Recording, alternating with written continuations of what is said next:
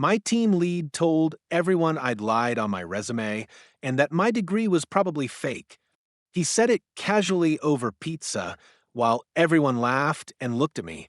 I pulled up the live feed from the university's commencement page, pointed at the stage, and said, "Look closer. That's me being given an award. Right now, by the dean." Then I shut my laptop and said, "I want to write this out because I still can't believe it happened. I've gone over it in my head so many times. I keep thinking maybe if I'd said something earlier, maybe if I'd stood up for myself the first time he made a joke, it wouldn't have gone that far. But honestly, the whole thing was designed to make me feel small from the beginning. When I got the job, I was so proud. It was the first full-time offer I got after finishing my master's in data analytics. It was a mid-sized firm, mostly focused on logistics and supply chain contracts, nothing glamorous. But it was solid work, competitive pay, good benefits. I moved cities for it. I didn't know anyone there. I was just trying to do the best job I could. I took notes on everything, stayed late, some nights, volunteered for tasks no one wanted. I kept thinking, they'll see I'm serious. I'll prove I belong. My team lead, Mike, was one of those guys who always walked around with a coffee in one hand and sarcasm in his voice. At first, he acted like he was trying to help me adjust, gave me advice on the team dynamics, told me which managers to avoid, shared templates for reports. He came off chill, helpful even. But something shifted about 2 months in. I submitted a quarterly report to a VP directly. Mike wasn't in the loop on that one because he was on vacation. That report ended up being discussed at the leadership meeting. After that, I was suddenly being copied on more high-level stuff. A director called me into a meeting and asked if I could train another team on how I built the dashboard. Mike came back from vacation, and things started getting weird. He'd stop by my desk and glance at my screen, then make little comments like, "Don't work too hard, wouldn't want to show the rest of us up," or, "That's a lot of pivot tables for someone who just graduated." It didn't sound like praise. It sounded like warning. Then the resume stuff started. The first time, he made a comment during a team call. We were doing intros for a new hire, and everyone was sharing something about their background. When it was my turn, I said I'd recently finished my master's at top university. He laughed and said, "Oh, sure. I've heard their online certificate programs are great." Everyone chuckled. I laughed too, because what else could I do? But it fell off. Later that week, during coffee in the break room, he said to a few of the others, "Kind of crazy how fast people pop into these roles with padded resumes. You really never know what's real anymore." Then he looked at me straight-faced. I didn't know what to say. Over the next few weeks, it just kept going. Little things. He'd accidentally leave me off meeting invites, then say, "Oh, must have missed you. Guess I thought you were still in class." He'd tell the others I was book smart, but not field tested. One time, he made a comment about me having the most polished resume he'd ever seen for someone with zero work experience. Always with a laugh. Always in front of other people. I brought it up to one of the senior analysts once, kind of lightly just to test the waters. She gave me this sympathetic look and said, "That's just Mike. He gives everyone a hard time." But it wasn't everyone. It was just me. That Friday pizza lunch was the last straw. We all gathered in the break room around noon. People were joking around, grabbing paper plates, picking toppings off slices they didn't like. Mike was holding court, as usual, talking loud and trying to be the center of attention. Someone asked how the hiring pipeline was going, and someone else mentioned that there was a shortage of qualified analysts lately. And Mike goes, "Well, yeah, it's hard to tell who's actually legit these days. I mean, I still don't know if my name really has that degree. Probably fake." He said it while biting into a slice of pepperoni like it was nothing. A joke, like he wasn't saying something that could damage my whole career. Some people laughed. A few kind of looked at me, then backed down. I remember the way Jen from payroll looked uncomfortable. But she didn't say anything. No one did. What Mike didn't know was that my university was holding the graduation ceremony that day. I hadn't gone. I skipped it because I didn't want to take time off. I had saved the live stream link, though, the exact time my name would be called. So I turned my laptop around on the table. I opened the stream. Everyone went quiet. You could hear the dean calling names. Then mine. You saw me. Well, past me, walking across the stage in my cap and gown, being handed a plaque. I pointed. That's me, I said, getting the department award. Highest GPA. Then I closed the laptop. I didn't raise my voice. I didn't get angry. I picked up my phone and said, "You just gave me my final reason." And I left, but I didn't go home. I went straight to HR. When I walked into HR that afternoon, I still felt shaky, not from nerves, more like aftershock, like I had been hit with something over and over, and finally stood up. I sat down with Claire, the HR business partner for our team. I didn't go in angry. I just laid it out. I told her what Mike had been saying. I told her how long it had been happening. I told her how I'd laughed it off, ignored it, but that it kept getting worse. I didn't cry, but I could feel the heat rising in my face. Then I opened my laptop and showed her the video. I watched her expression change, from polite concern to something more serious. She asked if anyone had ever reported similar behavior. I said I didn't know, but that it wasn't a joke anymore. That weekend, I got a call from someone in corporate HR. They said they'd be opening a formal inquiry and asked me to provide a written statement. I did. I went through every comment I could remember with dates. I sent screenshots of Slack messages, too. Nothing directly abusive, but plenty of passive digs. Enough to build a pattern. On Monday, Mike wasn't in the office. By Tuesday, people were whispering. One of the senior devs came up to me and said, "Did something happen with Mike?" I just said, "Yeah, something." Midweek, I was called into a meeting with Claire and someone from corporate HR. They told me Mike had been temporarily suspended pending investigation. They asked me more questions. I told them everything again. Then it got worse. People started treating me differently. Not the ones from other teams, but the people on mine. Cold, quiet. Some wouldn't make eye contact. Some just stopped responding in Slack. A few days later, I went to the break room and heard it. Someone from my team, Mark, was talking to someone from finance. All that just because of a joke?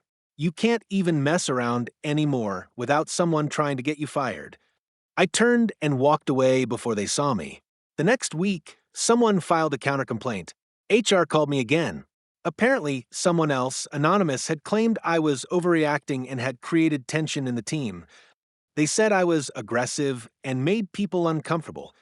That one hit me harder than Mike's insults ever did. I'd worked hard to be helpful.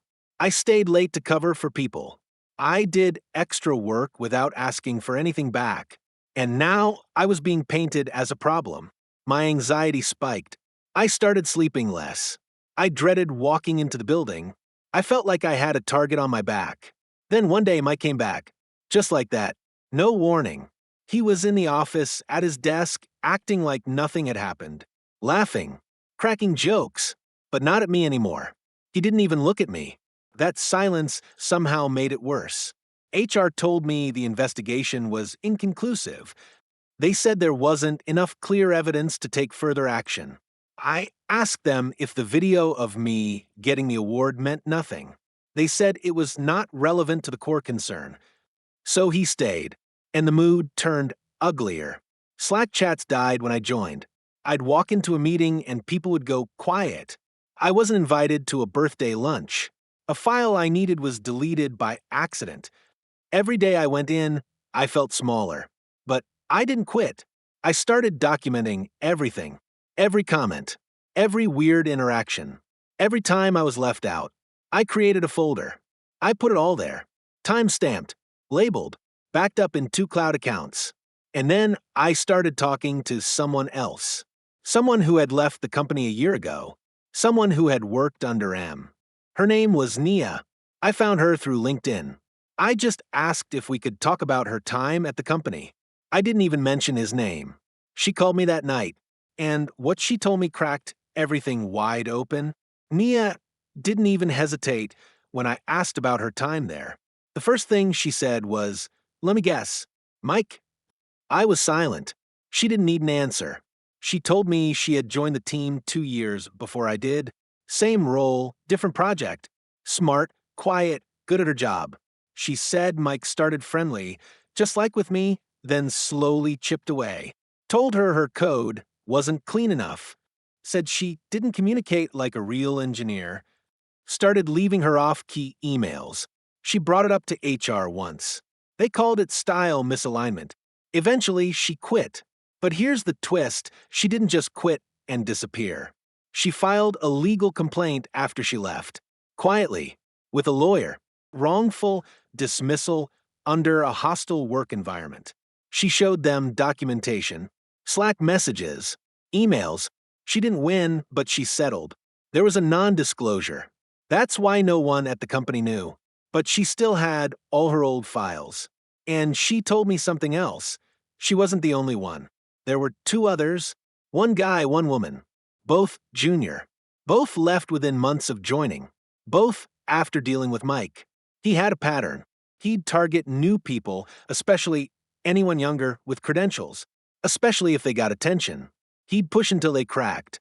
Then, when they tried to stand up for themselves, he'd play it off as miscommunication. HR never acted on it. Nia offered to talk to me off record again if I needed help. I thanked her. Then I sat in the dark for a long time, staring at my screen. This wasn't just about me anymore. I started digging. I used LinkedIn, GitHub, even Reddit. I reached out to people who used to work at our company. I asked careful questions. Most didn't answer. A few did. One woman said she had transferred departments to get away from Mike. Another guy said he left because Mike sabotaged his evaluation during promotion season. Every time I found a new thread, I saved it. Screenshots, emails, notes, names. I built a file the way I'd build a data case, clean, documented, verifiable. I didn't send it to HR. I sent it to corporate compliance through the anonymous whistleblower portal. But I didn't stop there. I found out our company had just landed a government contract, a big one, sensitive data, high security, and part of the deal involved ethics and behavior audits. I sent my report to the Compliance Review Board overseeing the contract, anonymous again, but with enough detail that they'd know it was real. 2 weeks passed, and then something changed. Mike stopped showing up again. This time, no one said anything. No out sick status. No vacation calendar update. 3 days later, all company email from corporate, there was an audit. And it wasn't just him under review. They were opening a full investigation into the team culture, HR handling, and management conduct over the last 2 years. People panicked. Meetings were canceled. Files disappeared. Slack channels went silent. Claire from HR stopped answering emails. I wasn't scared. Not anymore. I had receipts. And soon, everyone else was about to see them too. The day everything broke open was a Tuesday. It felt like a normal morning at first. I walked in, logged into my workstation, and started reviewing tickets for the week. But something was different. You could feel it. People weren't just quiet, they were tense. Heads down. No casual talk. No music playing from Mark's desk. At 10:04 a.m., the email hit. Subject line, Internal Culture and Ethics Review Action Summary. Company-wide. There were no names, but everyone knew. The message said the internal investigation had found credible evidence of sustained patterns of hostile conduct, professional sabotage, and managerial misconduct spanning multiple departments and over several years. Then came the real part, effective immediately, for employees have been terminated following the review. Mike was one of them. Claire from HR was another. And 2 senior team members, Mark and another guy named Brett, were also out. That same morning, security came through. Quietly. Took badges. Collected laptops. Walked them out without a word. Mike didn't look at anyone. He didn't say a thing. He just stared straight ahead and left the same way he treated people, like none of us mattered. But people saw. Everyone saw. And for the first time since I'd joined, no one looked at me with pity or side eyes. A few even nodded. One person whispered, "Thank you," near the printer. I kept working. Quietly. A week later, I was called into a meeting with someone from executive HR and someone from legal. They knew it was me. They said they couldn't confirm everything on record, but that my report had prompted necessary actions. They offered me two options: stay and move into a promoted role under new leadership, or take a severance package with full benefits and support for any external placement I wanted. I asked for time. Then I walked out and sat alone at the cafe across the street.